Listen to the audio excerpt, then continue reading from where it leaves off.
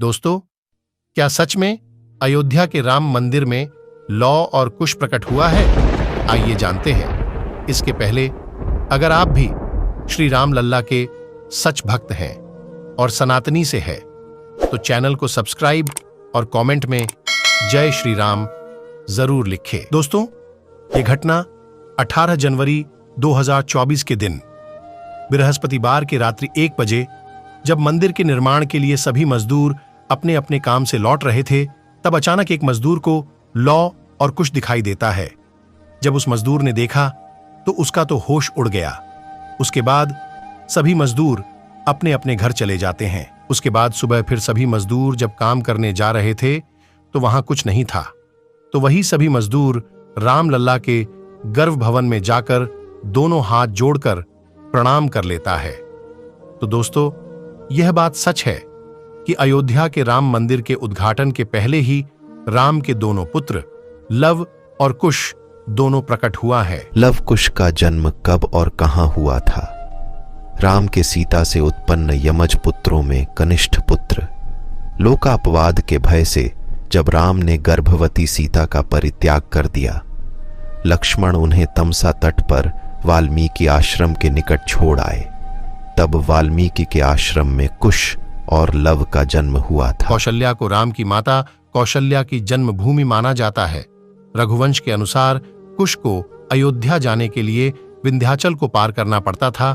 इससे भी सिद्ध होता है कि उनका राज्य दक्षिण कोसल में ही था। लव और कुश के वंशज राजा लव से राघव राजपूतों का जन्म हुआ, जिनमें बरगुजर, जयास और सिकरवारों का वंश चला। लव कुश के जन्म से जुड़ी जगह मान्यता है कि भगवान राम द्वारा माता सीता का परित्याग करने के बाद वाल्मीकि जी ने सीता जी को इसी जगह पर अपने आश्रम में आश्रय दिया था। यहीं पर लव और कुश का जन्म हुआ था। महर्षि वाल्मीकि ने रामायण की रचना भी यहीं की थी। इसी आश्रम में उन्होंने लव और कुश को शस्त्र चलाने की शिक्षा भी दी थी। लव कुश का जन्म कौन से गांव में हुआ था? बागपत का ब्रह्म ऋषि आश्रम। इस आश्रम का इतिहास अनादिकाल से जुड़ा हुआ है। पश्चिमी यूपी का यह धाम देश में लोगों की आस्था का बड़ा केंद्र है और लोग रामायण कालीन इतिहास जानने के लिए यहां पर पहुंचते हैं। मान्यताओं के मुताबिक लवकुश का जन्म यहीं पर हुआ था। लवकुश की कहानी क्या है? लवकुश के जन्म से जुड़ी जगह मान्यता है कि भगवान राम द्वारा माता सीता का परित्याग करने के बाद वाल्मीकि जी ने सीता जी को इसी जगह पर अपने आश्रम में आश्रय दिया था। यहीं पर लव और कुश का जन्म हुआ था। महर्षि वाल्मीकि ने रामायण की रचना भी यहीं की थी। इसी आश्रम में उन्होंने लव और कुश को शस्त्र चलाने की शिक्षा भी दी। इस आश्रम का इतिहास अनादिकाल से जुड़ा हुआ है। पश्चिमी यूपी का यह धाम देश में लोगों की आस्था का बड़ा केंद्र है और लोग रामायण कालीन इतिहास जानने के लिए यहां पर पहुंचते हैं। मान्यताओं के मुताबिक लव कुश का जन्म यहीं पर हुआ था। लव कुश किसके अवतार थे?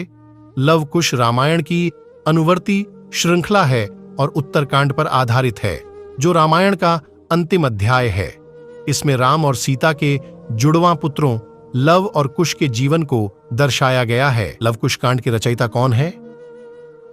शाप के वे शब्द अनुष्टुप छंद में थे और इसी छंद में वाल्मीकि ने नारदजी से सुनी रामकथा के आधार पर संपूर्ण आदिकाव्य की रचना कर डाली, जिसे सर्वप्रथम लव व कुश को पढ़ाया गया।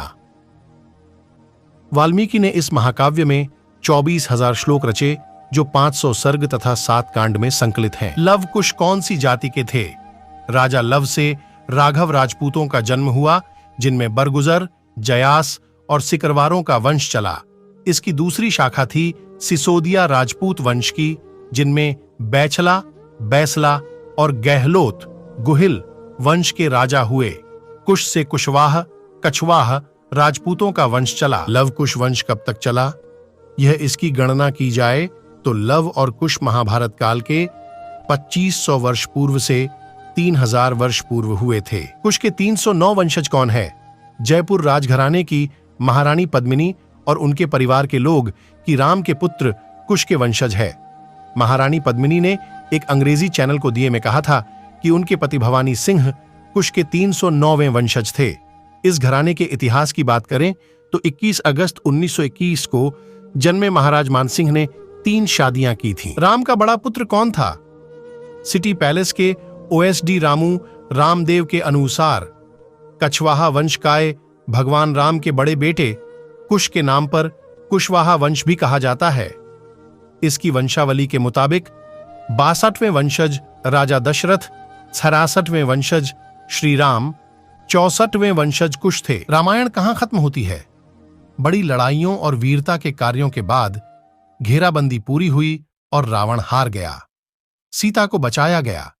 इस प्रकार रामायण के कई संस्करण 14 साल के वनवास के बाद सीता और राम की अपने राज्य में वापसी और राम राज्य की शुरुआत राम के शासन के गौरवशाली समय के साथ समाप्त होते हैं। लव कुश का असली नाम क्या था? ये भूमिका 2 मराठा लड़कों द्वारा पूरी की गई थी। बता दें कि रामायण में लव और कुश की भूमिकाएं अभिनेता स्वप्निल जोशी और मयूरेश क्षत्रदे ने निभाई थीं। शो को शूट हुए काफी वक्त गुजर चुका है और इन दोनों में से एक आज मराठी इंडस्ट्री का लोकप्रिय अभिनेता है, वहीं दूसरा न्यू जर्सी में है और बड़े पद पर काम कर रहा है। राम की मृत्यु किस उम्र में हुई थी? हिंदू पौराणिक कथाओं और रामायण के अनुसार माना जाता है कि भगवान राम लगभग 11,000 वर्षों तक जीवित रहे थे।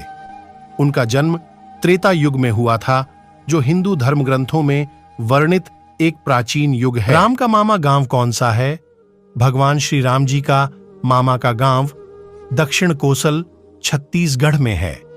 यह रायपुर से 40 किलोमीटर दूर चंदखुरी गांव को माता कौशल्या की जन्मस्थली माना जाता है। दोस्तों, आइए जानते हैं कि श्री राम लल्ला का ससुराल और माता सीता का मायके कहां है। ऐसे में माता सीता के मायके और प्रभु श्री राम के ससुराल के तौर पर विख्यात जनकपुरी भला कहां पीछे रहने वाली है। यहां एक ओर सीताराम को परम सत्ता स्वरूप मानकर आराधना व वंदन किया जाता है, तो वहीं दूसरी ओर श्रद्धालु माता सीता से बेटी व प्रभु श्री राम से जमाता वाले संबंध का मान रखते हुए उसे पूरी श्रद्धा से निभाते हैं। राम की कितनी पत्नियां सुनकर तो आप चौंक गए होंगे कि क्या सीता माता के अलावा रामा भगवान की कोई और पत्नी थी या नहीं। वैसे तो कई सारे धार्मिक पुस्तकों में बताया गया है कि रामा भगवान की सिर्फ एक ही पत्नी थी, जिसका नाम सीता था। हाँ जी, सीता माता, जैसे कि वाल्मीकि रामायण के अनुसार प्रभु श्री रामा ने रावणा का वध करके लंका पर विजय हासिल की थी। दोस्तों, अगर वीडियो अच्छा लगे तो चैनल को सब्सक्राइब जरूर करें। धन्यवाद।